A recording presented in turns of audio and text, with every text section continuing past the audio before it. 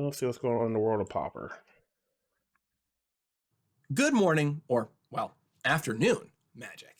I'm Gavin Verhey from Wizards of the Coast, and last week I announced the Pauper format panel, which you can learn all about by watching my video right here. But one of the big goals of the panel is to be able to make changes to Pauper quicker. And after about a week of work, I'm really excited to say we're going to do just that. All 7 of us unanimously agreed on a set of bans for Pauper. And today I'm going to walk you through what they are, why we chose these cards, and what you can expect next. Ready? Let's go.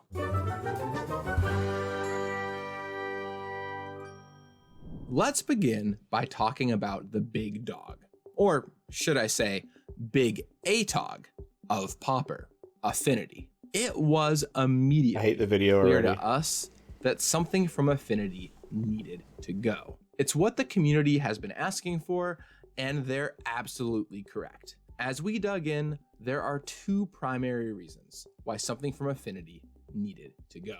The first is that its popularity and impact were both extremely high. We looked at the play numbers on Magic Online, and it was the most popular deck, and over twice as popular as the next most played deck.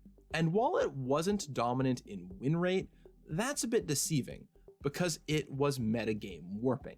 Dust to Dust was getting played in main decks, and cards like Ancient Grudge, Shenanigans, and Gorilla Shaman were all over sideboards. Its impact on the format was tremendous and unhealthy. Second, the play pattern of the deck can be both uninteractive and frustrating. A lot of its kills are fueled by ATOG, either with Disciple of the Vault or with a card like Fling or Wedding Invitation. These count to 20 style kills are hard to deal with, especially when sometimes they're even backed up by Spell Pierce. When Affinity has a strong start, usually involving an ATOG and a couple Disciples, it can set up to kill you within the first few turns. Now, I've mentioned ATOG a few times. We know it's a beloved card and has been one that people have enjoyed all the way since antiquities. So we looked at a lot of cards to avoid banning ATOG. The first card we looked at was Disciple of the Vault. However, ATOG is still the real problem card there, giving you free sacrifices. Without Disciple, it's likely people just pack more Fling style cards. Disciple wasn't even a card played in some previous versions of the deck. Disciple is safe for now. We also talked about the Modern Horizons 2 bridges at length. This is compelling because it resets the deck to where it was before Modern Horizons 2. However, that had some challenges. For one, the bridges are enabling other cool things in the format. For example, the synergy with Cleansing Wildfire has been both fun and powerful. Fringe decks like Rakdos Metalcraft have seen some play, and with today's bans, it may create even more space for other decks with these bridges to see play. We could try banning just some of the bridges, or even the untapped artifact lands from Mirrodin, but that kind of surgical approach has no guarantee to solve the issue. Additionally, we think there might be new versions of the deck which use the bridges to fix their colors, but not use ATOG to kill quickly. Since remember, the quick kills from ATOG are a big part of the problem here. And finally, we looked at Deadly Dispute. This card gives the deck additional draw 2 effects alongside Thoughtcast and fixes its colors. However, it's a card which gives you resiliency and comeback potential in the long game. We think that actually points the deck toward a longer, healthy game plan, as opposed to the current version. Deadly Dispute is safe. Ultimately, though we did look for ways to keep ATOG around, it really was the clean choice. After a lot of investigation, everything came back to ATOG. So ATOG is officially banned. Most of you expected an Affinity ban, and many of you guessed ATOG. That is probably not going to be that surprising. However, what might be more surprising is ATOG is not the only card being banned today. There are 2 more, and these will probably take a bit more in-depth of an explanation. So, with ATOG, Okay, so I will say I do like how in depth they went with that, and like other cards that they looked at before they pulled the trigger on ATOG. We need this in other formats. Like, come on now. band, we wanted to look ahead to what other deck might emerge and become a new issue. After looking into it, we all agreed that we needed to remove something from the Tron decks. There were a lot of reasons why. First, the Magic Online play data showcases the power of Yeah, and Tron's just been powerful for a long time. Tron. Its win rate in leagues is among the highest of all decks, even higher than Affinity, though to be fair, there is less hate for it. And after sideboarding, it had a positive win rate against almost every deck. Second, Affinity was advantaged against Tron in Game 1 before Tron sideboarded in Affinity hate. Why does this matter? Because with Affinity weakened, it means a bad matchup will go away and Tron can reclaim those sideboard slots. This then strengthens it against the rest of the format. Third, before Modern Horizons 2, which is when many players would say we had a stable Pauper format, Tron was the Quote, most unquote. dominant deck. So historically, this has a high chance of being the new problem. Expedition Map was even banned from it, which did very little. And finally, the Tron strategy pushes out a lot of mid-range and control decks. It's so hard to fight against its mana and card advantage that other decks in that range just can't compete. However, we don't want to remove Tron entirely if we can avoid it. While that could happen someday, we would much rather first try to tone it down before taking that extreme step. So we looked into a lot of cards that would hit Tron. Let me walk you through them.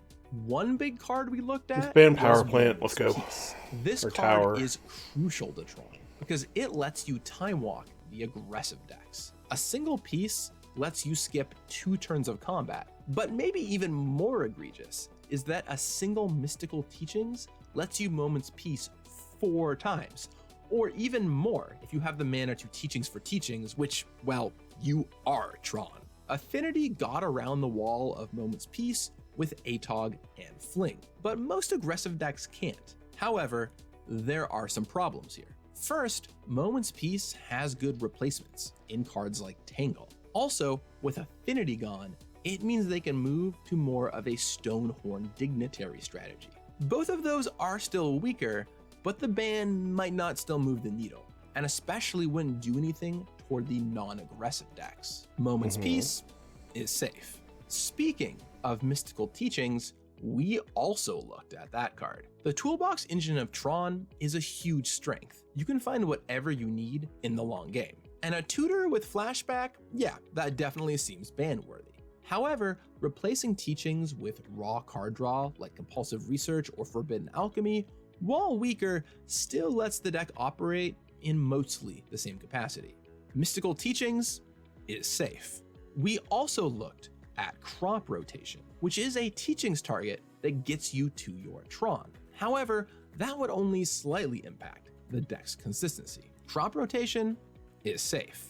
Another thing we looked into were bans that would reduce the efficacy of the blink loops, with cards like Mnemonic Wall and either Ghostly Flicker or Ephemerate. These blink cards might end up being an issue for the format in the future too, so knocking one now would not be unheard of. However, they have substantial redundancy between those 2 cards and Displace, and only play a small role in the deck with 1 or 2 copies. And while they enable the deck to gain advantage in the long game, they aren't what gives it the majority of its power or helps set it up. So these cards are safe. Let me get into what we are actually banning. Above all else, there is one thing that Tron gets to do which is incredibly powerful. Have access to tons of extra mana with the Tron lands while also playing all the best cards of all colors. Using Bonder's Ornament and Prophetic Prism, the deck with the most mana gets to play 5 colors for free. That's what helps enable Mystical Teachings for the best answers or having a robust sideboard.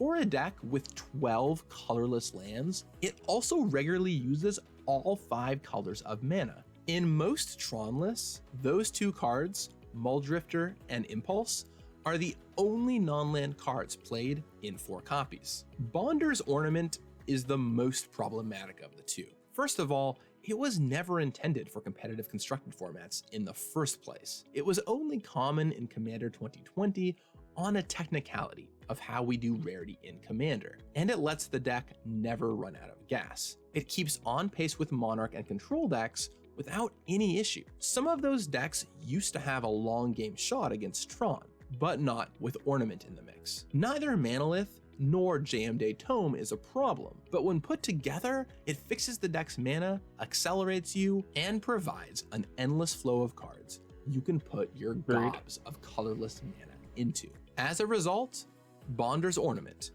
is banned. We did talk about leaving it at Ornament, but we didn't think it would be enough. These Tron decks thrived before Ornament as well. Prophetic Prism has long been a staple of decks playing a lot of colors to fix their mana effortlessly, and Tron most of all. It comes at very little cost, not even a card. If people use Chromatic Star or Prismatic Lens, that's still a pretty sizable downgrade over Prophetic Prism. Not to mention, Prism makes flicker effects like Ghostly Flicker not dead, making those ever slightly easier to include in your deck. And while Prism was formerly played in other decks like Boros Monarch, other 2-mana cantripping artifacts like Spare Supplies have mostly removed the need for Prism in those decks, and many don't play that kind of card at all. And finally, on a larger format scale, cards that let you play all 5 colors at very low cost and replace themselves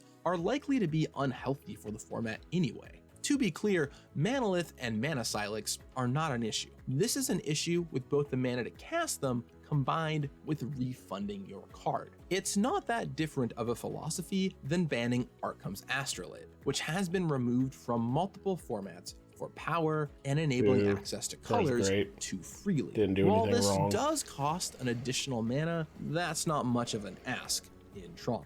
Looking further around, Prism also sees play in the current 5-color Affinity decks as a non-crucial 2 or 3 of. It helps fuel that deck, which is another deck that turned out to be a problem since it fueled so many colors at a minimal cost. We see the fact that Prism is also getting banned out of Affinity as upside. So, Prophetic Prism is now banned.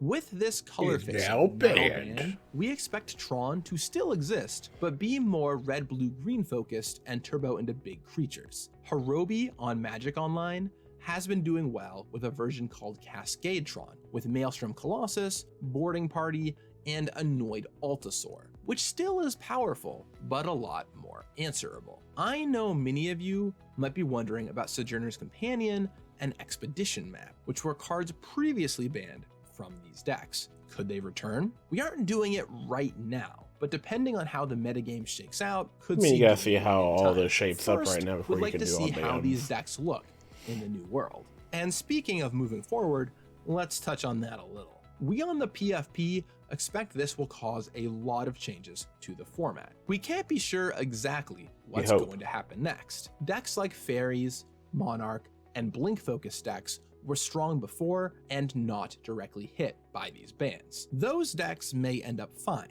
and with decks that prey on them, but one of them might also take a dominant top spot. But rather than try and predict the metagame ripple effects too far in advance, we'd rather enact this now, see what happens and what decks it opens up, and then monitor the format throughout Kamigawa Neon Dynasty previews. If there are more short-term changes to make, you would most likely see them in March, as we look at the metagame after these bans have settled, and if Kamigawa has impacted the format. In the meantime, if you have any thoughts, we on the PFP would love to hear from you. Feel free to post them in the comments down below, or hit us up on Twitter. These changes go live on Magic Online at 10 a.m. tomorrow. So that means the challenges this weekend will have the changes in them.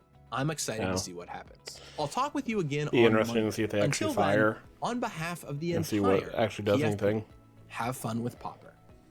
You got this. all the different areas of Kamigawa. And there's no world map that. Right. So that's the popper stuff that we got today. Let's look at a couple of comments.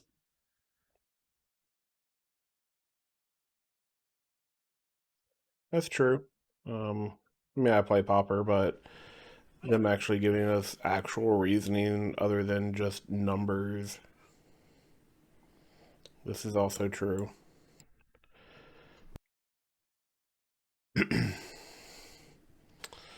I played Popper for years, and originally I did pretty well against Affinity and Tron playing elves, but they just got so many upgrades over the years, and while elves had maybe 2 cards. Can we ban Fiery Cannonade? Uh,